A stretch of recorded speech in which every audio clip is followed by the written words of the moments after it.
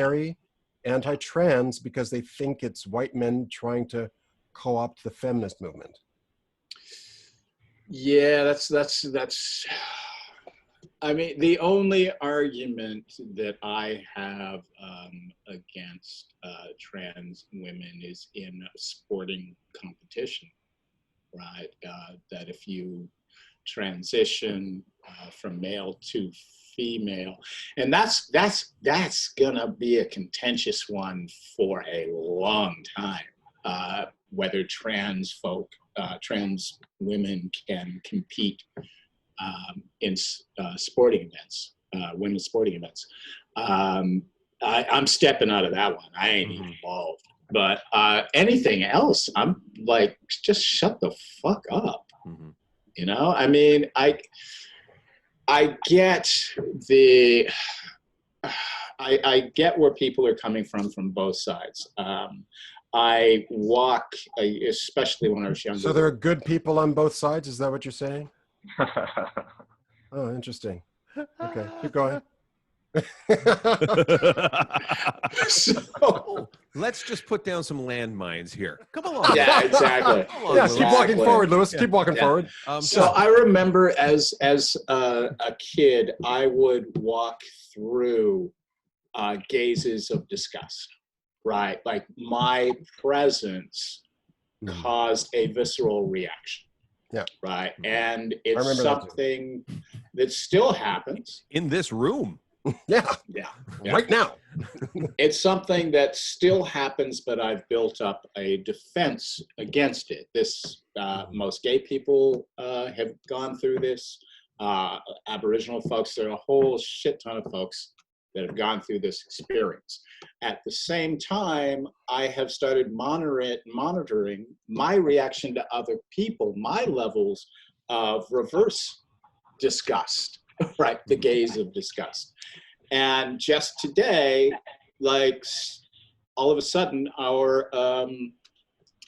green bin went missing.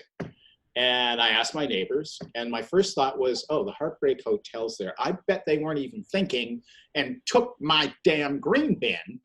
And then a neighbor is like, oh, I saw somebody, like a homeless guy, looking through the bins. Well, I wonder if he took it. And I'm like, you motherfucker.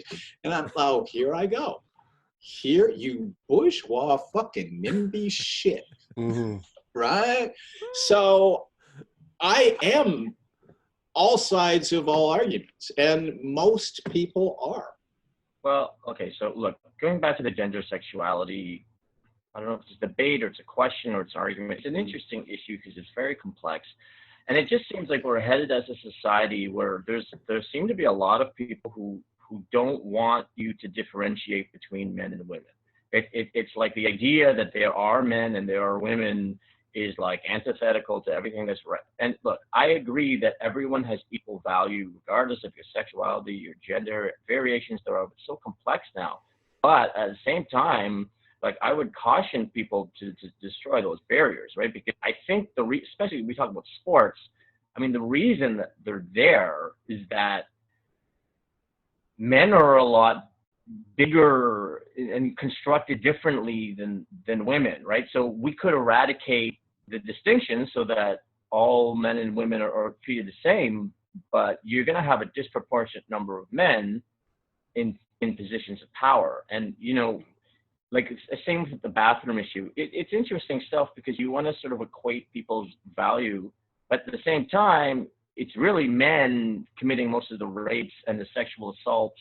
And so if you're kind of pretending that that's not happening, there's, you know, most men are really honorable people, but there's going to be a percentage of men and it's going to be like a fucking buffet for them, right? I would never go with most men are honorable. Where the fuck did that come from? I think that most trans women and trans men would agree that sex and gender is a real difference, and that they were born of a certain gender and of a certain sex, and that what they want is for their body to match their soul. And I would agree. I don't think trans people are trying to eradicate gender or trying to say that men and women are equal. I think actually they're saying quite the opposite, that they want to be able to actually be the person, they want their body to match who they are inside. Sure. And ultimately, who cares? Let them do that. I know. It's like whatever. And don't think Jurgen it's- Klopp, when the whole pandemic began, and Liverpool was at the top of the EPL, and it was pretty obvious they were going to win. Like, it had a substantial point win. And he was asked by the press, should they just be handed the title if it doesn't go forward? And they just recently won. Congratulations, Liverpool. They did it. You know, they brought back the league. Yeah. But he said, what a ludicrous question to ask at this point in time when people are losing their lives. Football is the most important of the least important things. And I would say that is true of all sports. Well so done. if we're going to get our buns and knots about whether trans women can play in women's teams, or should be, men's teams, or should be, creating another category of transgender for, for different categories of sport, I couldn't give a shit. Yeah. Right. The Bears are always going to suck. Lions aren't going to be able to fill a stadium, and Rangers are the best team in Scotland.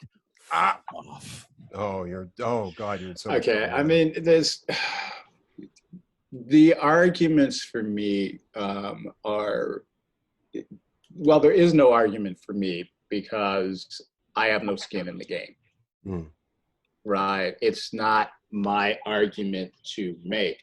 I am not going to discount. The only arguments I would discount on hearing them are arguments that dismiss people, right? That are harmful to people's psyche.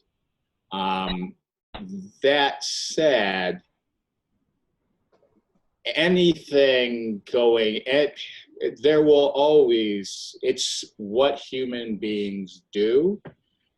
We scream and shout and yell at each other, and then shit changes. I have seen so many gay friends of mine of my generation or a little bit younger, who are confused by the gay youth of today, right? They don't relate to them. They don't relate to their structures. They sound like my fucking grandmother talking to me or trying to understand my issues, right? So this shit is going to constantly go on, and the youth will drive change and transition.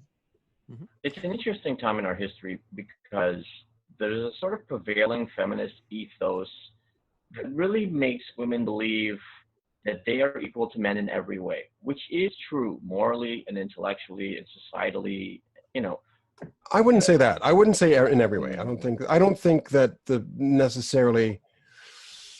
Like this sports issue is interesting because I've seen online, like Joe Rogan talks about it a lot on his podcast, and there's a lot of women that make the argument that they could beat a man in these fights and all these things. And, I'm sure some of them can, but at the same time, look, let's compare the NBA and the WNBA. Like, I think there've been like a very small number of women in the history of the NBA, maybe like 10, 20 women who've been able to dunk in a game, and it's a major accomplishment for them to dunk. And it's like in every layup line warning up, there's like 50 dunks for an average NBA game, right? Like there's big physical differences between the genders.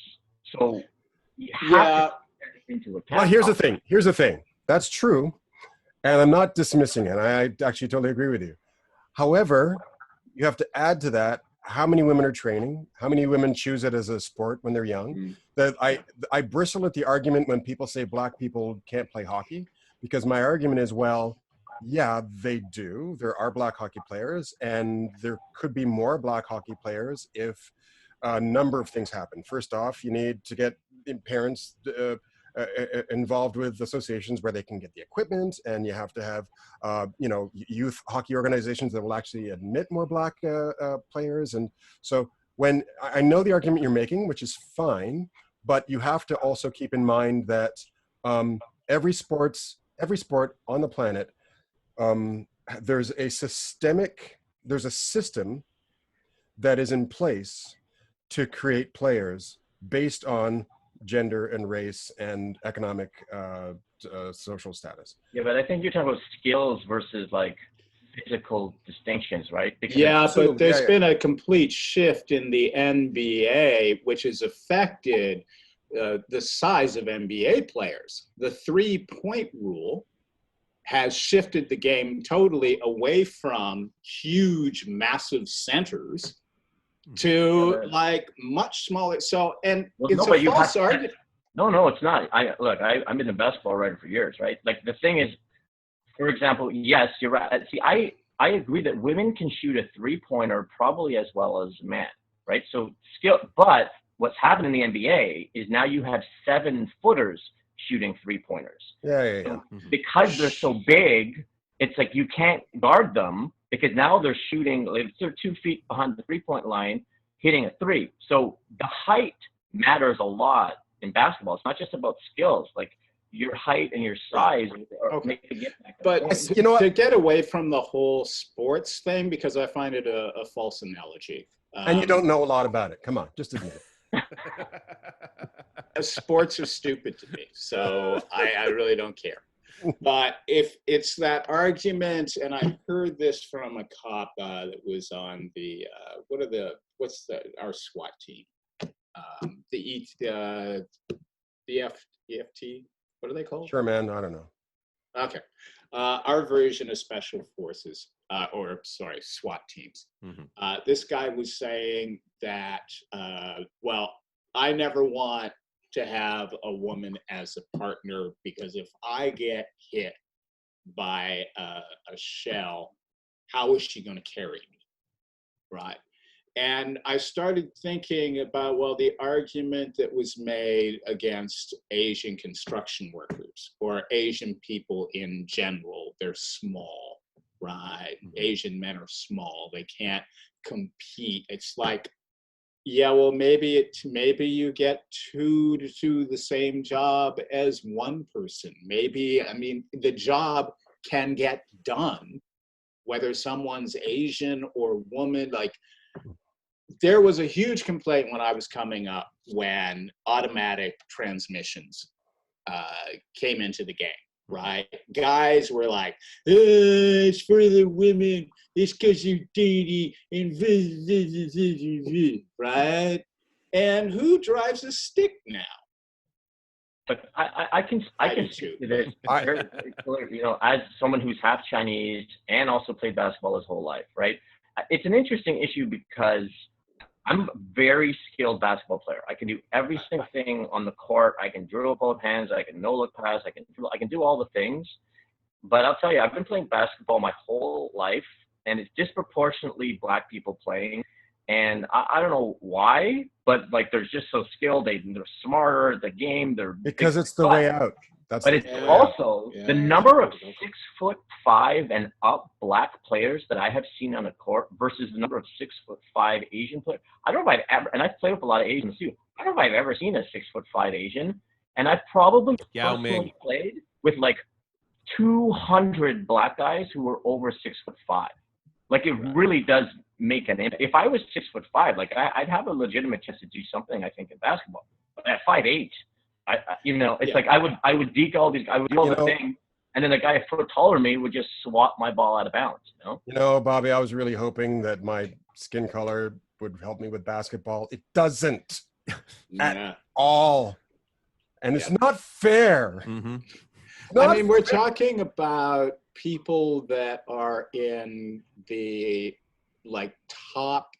You're making a comparison and leading it outwards to suggest that this is about men when the gene pool you're talking about is about 2% of the population of the world. You know, and also too, I'll add to that. There are some female MMA fighters out there who could kick my ass, and 90% of the men in the world. Yeah.